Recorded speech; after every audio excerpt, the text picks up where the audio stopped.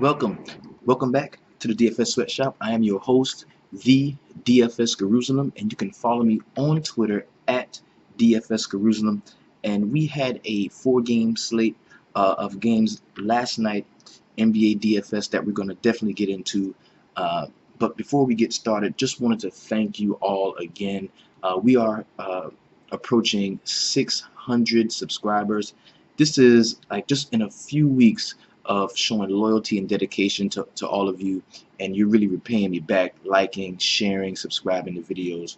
It's been a really special thing. Just wanted to thank you all for all the support that you've been giving me, and I see that my hard work and my dedication is paying off in new friendships. Cats on Twitter, somebody just hit me up just now. Like, I talk to you guys all day on Twitter. We talk about picks, we share our stuff, and hopefully the things I give you help out. Some of the things you give me definitely help out. So let's do a really quick recap of last night's games for Monday, October 31st. The first game we're going to talk about is the Denver Nuggets at the Toronto Raptors. Now, the first thing I told you when it came to this game, this slate in general, was fire up Lowry and DeRozan. If you did that, you got what you wanted in that spot. And I don't want to sound like a genius. This is a really easy area to do this. It was only 4 games. It wasn't like it was a 10-game slate and I just picked these 2 guys out. I mean, this is an easy choice to go ahead and get with Lowry and DeRozan. Lowry had a really good game, 29 points, 5 rebounds, 7 assists, and 3 steals. DeRozan, although he is very scoring dependent, he didn't disappoint. 33 points, 5 rebounds, 1 assist, and 1 steal. Valanciunas kind of let a lot of us down from where we thought he was going to do because the Denver bigs kind of had their way, which I did call that too. I told you it was going to be a Nurkic game. If you listen to me on that, then you should definitely done well with that 50-point performance on DraftKings. But back to Toronto side of the ball. Sakim had 15 points. 15 minutes, had 2 points, 4 rebounds. He is not rosterable in any way, shape, or form. He reminds me of Luke Mamba Mute. He's not. I don't even know why he's in the starting rotation at this point. DeMarre Carroll disappointed in 28 minutes, had 10 points and 2 rebounds. Off of the bench, Patrick Patterson played 32 minutes and had 3.7 rebounds, 3 assists, 1 steal, and 5 blocks. So he did help you a lot with the other counting stats away from the points. If you had Patrick Patterson in your lineup, he was somebody who may have given you some separation when it came to the other players we needed to separate ourselves from the field. On the Denver side of the ball, Emmanuel Mudiay had a fairly decent game, 16 points, 6 rebounds, 4 assists, and a block.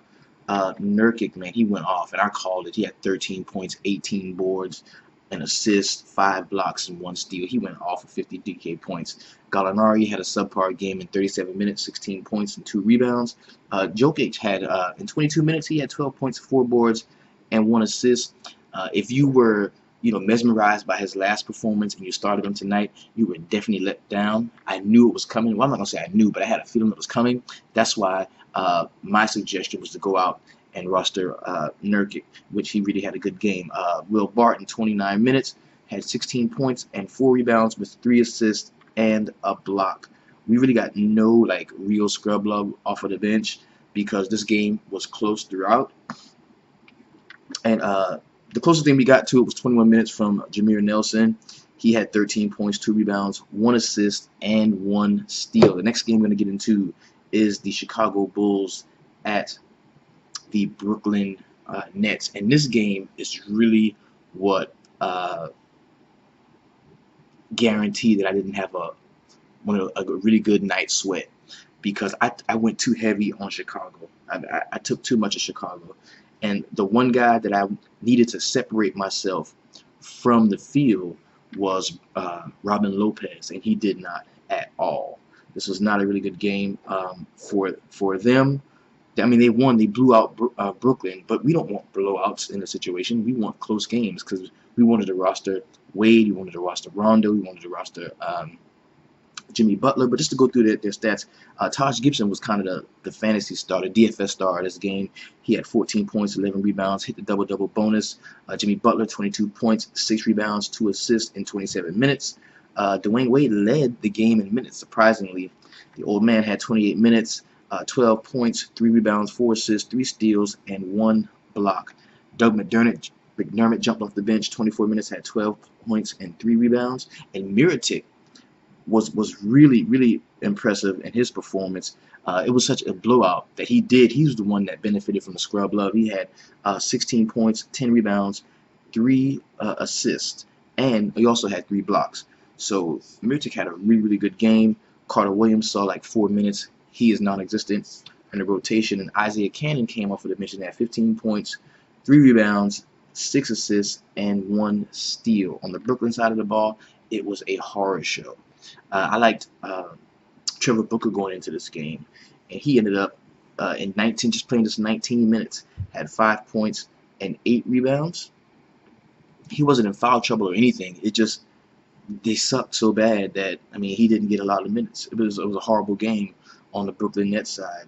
Kilpatrick 13 and 2. The only bright spot from this game was Jeremy Lin. At his price point, he made value. He had 14 points, 2 rebounds, 4 assists, and 4 steals. That's what really took him over the top. Nothing really off the bench. We had Kilpatrick with 13 and 2, but I mean, just a poor showing for the Brooklyn Nets, which a lot of you were already on. I missed the boat on that. My bad. The next game we're going to get into is the Sacramento Kings at the Atlanta Hawks. Now, I did have a lot invested in this game. Like I told you, I liked Millsap yesterday. I liked Dwight Howard a great deal. I also like Muscala to be like that low-owned guy off of the bench that's going to come in and score some points, especially since we learned that Mike Scott was going to be out for the next 4 weeks. Muscala, he had a fairly decent game, especially for his price point. I mean, he had, in 20 minutes, he had 10 points and 3 rebounds. I mean, what more can you expect from a damn near minimum salary guy? Bazemore, 11 and 2. Of course, Millsap had a 13 and 14 rebounds with 8 assists, 3 steals, and a block. He really filled up the stat sheet. Dwight Howard had 4 blocks, 18 points, 11 rebounds, and an assist. Kyle Korver had 17 points in this game. And another guy that I was looking at that really didn't play well was Tim Hardaway Jr. He had 5 points and 2 rebounds. On the Sacramento side of the ball, and I'm sorry, man, I have a 7-month-old, beautiful baby girl. You saw her before, Carly Simone, man. She recently took sick, and she's fine now. She's perfectly fine now, but she is a sick bomb, and she got me. So I feel like I need Scottie Pippen. I feel like Jordan, fourth quarter, flu game, 92. That's how I feel right now. But we're going to get through it. We got a 9-game slate. Excuse me, an 8-game slate. I'm going to tell you about that. But I do it for you, so we're going to get it done. I'm going to push through. All right. Ben McLemore, who was really playing hot. I told you that he was playing hot. He came off the bench in not a lot of minutes. McLemore had what? He had about 25 minutes, 12 points, 2 rebounds, an assist, and a block. I mean, he is better than Aflalo. He is better than Garrett Temple. He should definitely be more featured in this offense, but I think he was on the trade block, or he is going to be on the trade block. They kind of want to show him off, see what he can do, but not have him go out there and get hurt and then not be worth it in the trade. So Costa Kufa started this game, and I would say that he was bad, but he did so many other things besides score, and he did have a decent game. He had 4 points, 8 rebounds, 3 assists, 2 steals, and 2 blocks. Now, Boogie didn't have a great game at all. I mean, for him, you know, for that 10K price tag, 14 and 12 with an assist and a block, you know, you really need more from Boogie than that to really, you know, make a dent in those larger GPPs. I really felt that a score somewhere around 300 would be really good. We always want to be a part of the 300 club, but you could have took something down with, you know, a low 300 score. Rudy Gay was actually the star of this game. He led the team in scoring at 22 points, 3 rebounds, 5 assists, and 2 steals. And just back to the Atlanta side, we talked about Schroeder yesterday, and he started off very slow. Ended up with 17, 3 rebounds, and 5 steals. On to the next game, and the final game on the slate was the Phoenix Suns at the LA Clippers. We knew it was going to be a blowout. I didn't roster Chris Paul in a lot of spots. I didn't have Blake Griffin in a lot of spots. But at the end of the game, in the fourth quarter, up by 12 points, they bring them all back in, and they fucking make value. I'm talking Blake Griffin is lobbing up alley-oops um, to DeAndre Jordan. Fucking, they're up 12 points, and uh, come here, baby, come here, come here, come here. I see you, I see you, I see you hot back there. Come here. This is my baby again. This is Carson. Say hey, Carson. Okay. Yeah, and so Blake Griffin had a really good game. They came back and they were able to get it done. You ready? You ready to go night night? Go ahead and go to bed, okay? Get daddy sugar before you go to bed. Daddy sugar. Come on. Get daddy sugar. Oh, she's pouring it on for y'all. Oh, she's pouring it on. Give me sugar, baby. Now go and get in the bed. Eat your goldfish and go and get in the bed. I love you, okay? I'm gonna come in there and talk to you in a minute. All right? Bye, baby. All right. And you know, this slate was kind of what we thought it was. There was a lot of overlay. There was excuse me, not overlay, but overlap. Lineups were very similar throughout, and that's just the it all comes with the game, especially on those 4-game slates. That's just how it is. So I told you, buyer beware. When you jump into those 4-game slates, they're gonna be like that, and that's what we could expect. Now, I'm going to talk about the first game on the slate. It's the 218 over under. It's the Houston Rockets going to Cleveland, taking on the Cavaliers. The Cavaliers are giving up 9 points. You know what? I would talk about this game in depth, but guess what? It's not even on the slate, and that sucks. Because when you take somebody like LeBron or Harden off of the slate, when you already don't have Westbrook, like it really makes it hard for you to count on guys being drawn off of other plays with those big salaries. Without LeBron on the slate, without Harden on the slate, without Kevin Love, without Kyrie, like it kind of forces people to be where you are. You know what I mean? And the more games, the better the chance of you separating yourself with plays that everybody wouldn't normally be on.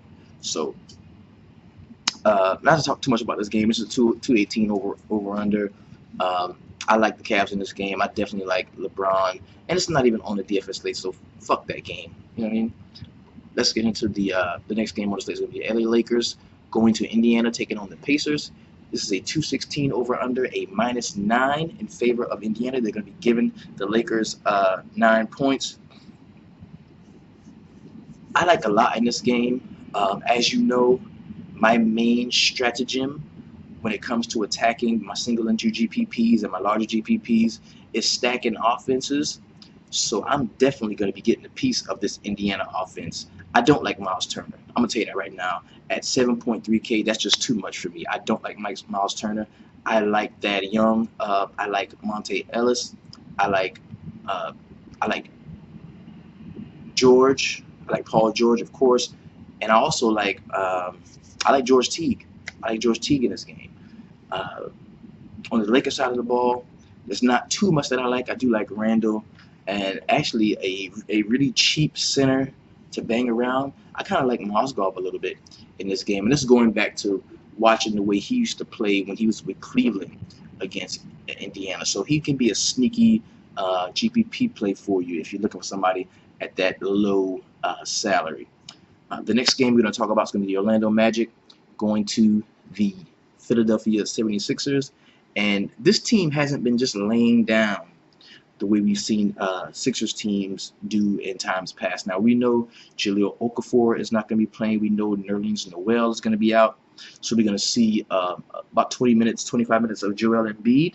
And, I mean, at his price point, I can't argue against rostering Joel Embiid. I really can't. You know, him being relatively cheap and being able to score quickly and be effective in the offense, I really don't have a problem with that. Hold on one second. Let's get some more lighting in here.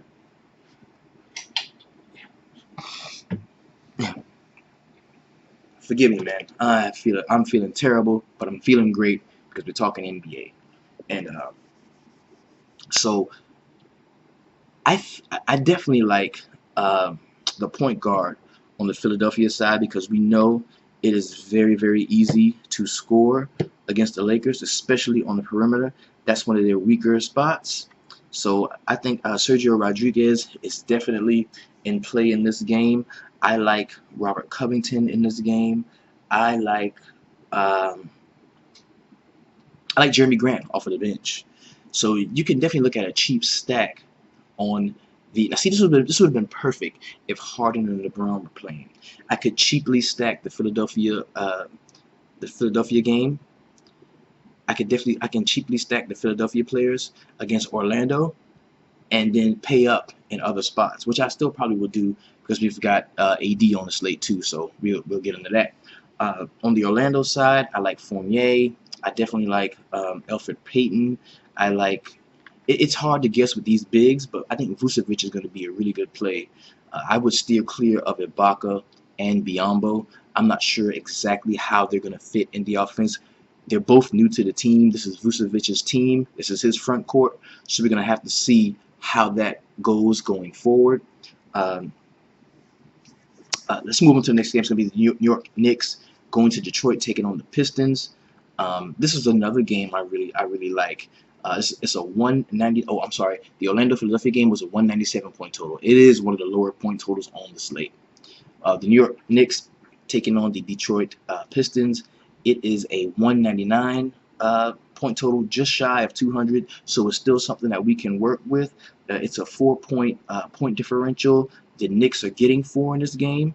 Now I do like Detroit's perimeter play in this game, because the Knicks are not as good as we had been in previous years against perimeter players, point guards especially, and you're going to get Ish Smith at that depressed, cheap price, who is a fairly decent defender. We still don't see 30, 35 minutes coming from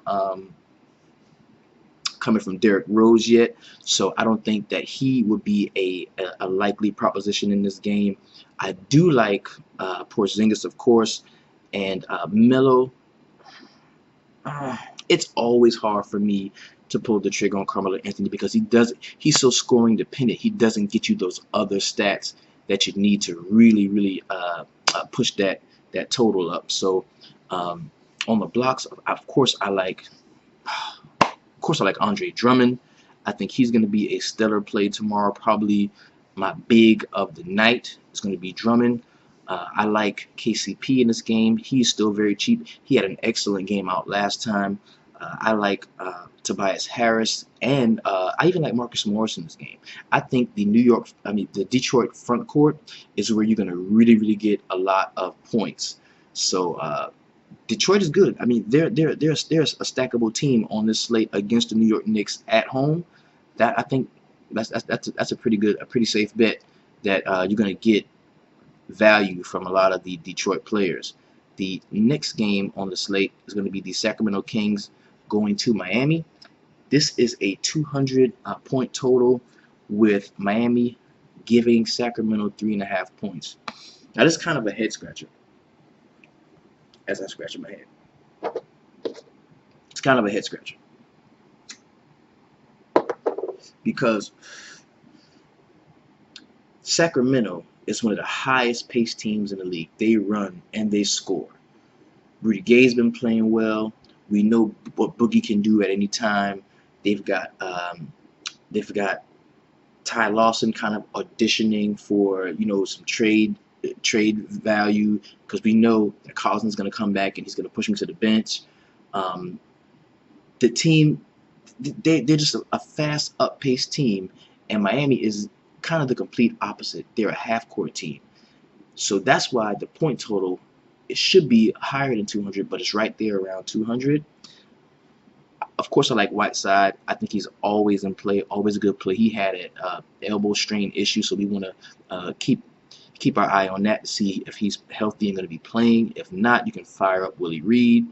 I definitely like the point guard, Miami's point guard in this game.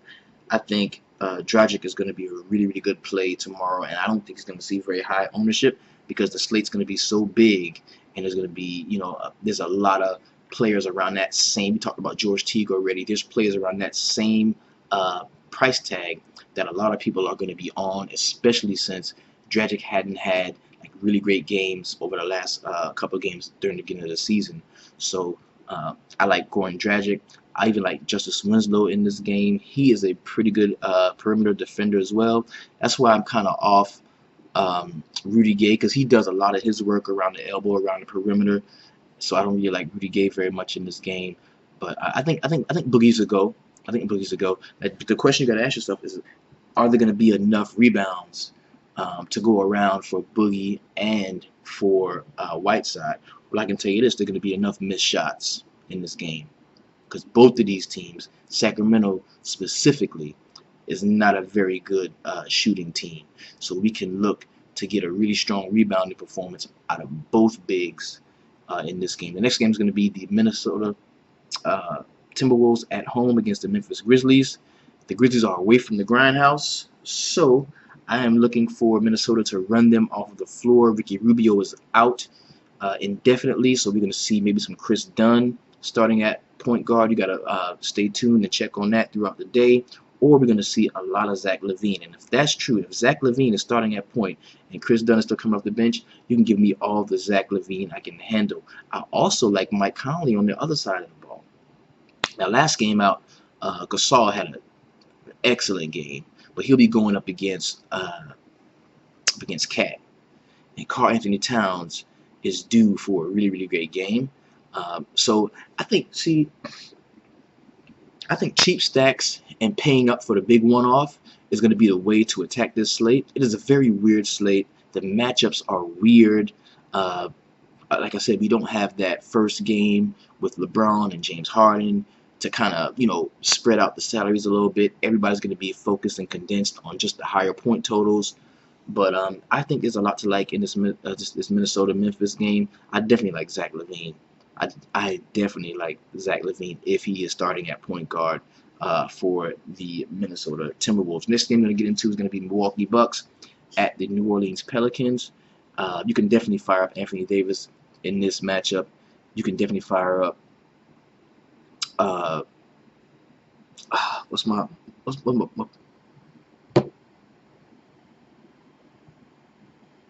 Yep, Tim Frazier. Yeah, you can definitely fire up Tim Frazier in this matchup. I like Giannis Antetokounmpo. I said it correctly.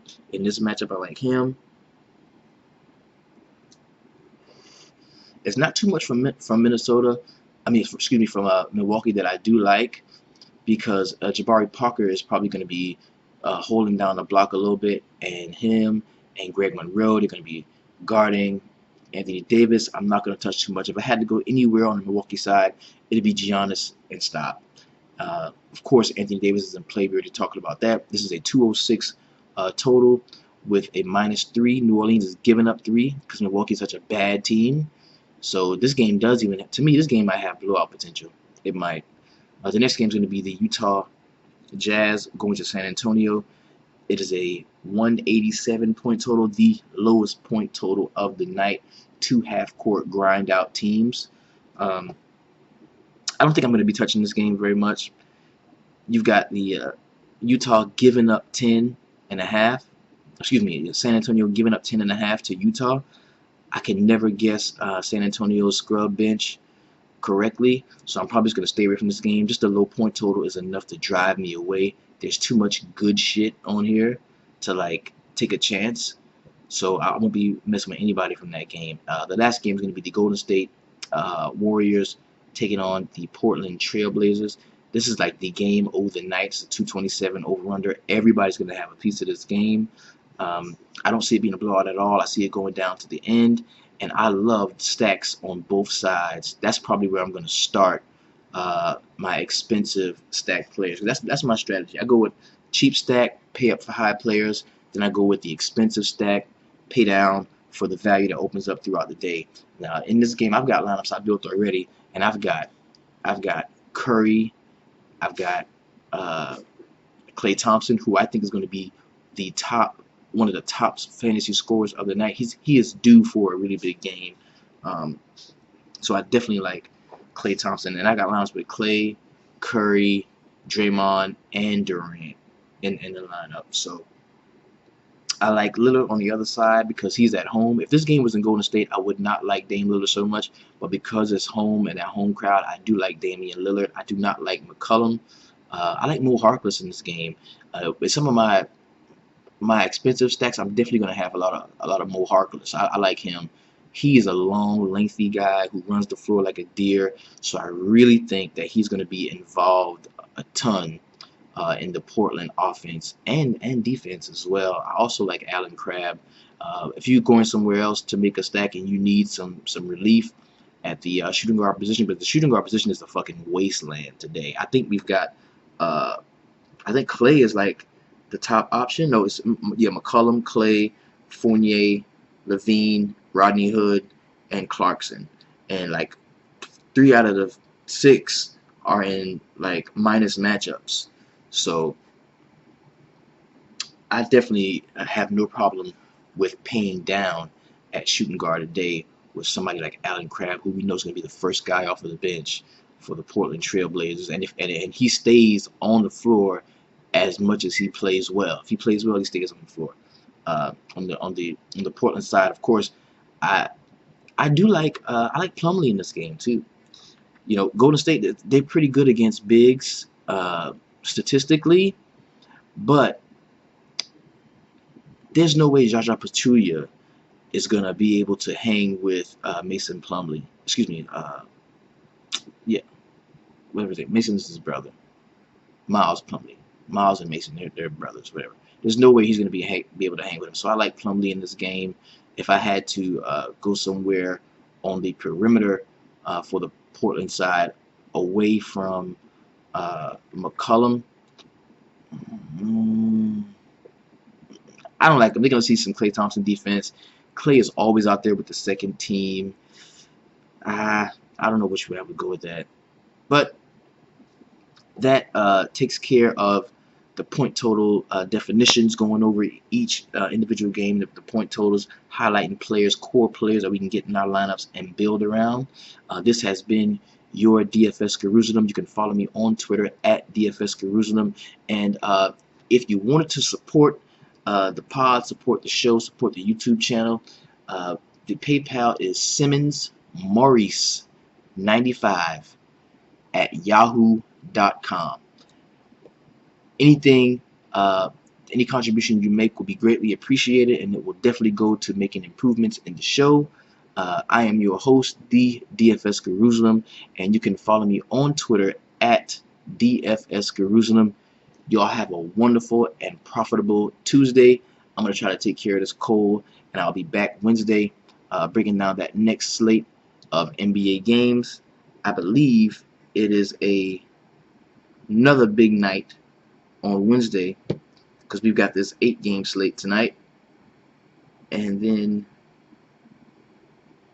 Wednesday, we've got a really nice 10-game slate that starts at 7 o'clock. So stay tuned. Y'all go out, y'all get this money. Appreciate all the love and all the support. Have a wonderful night. Thank you.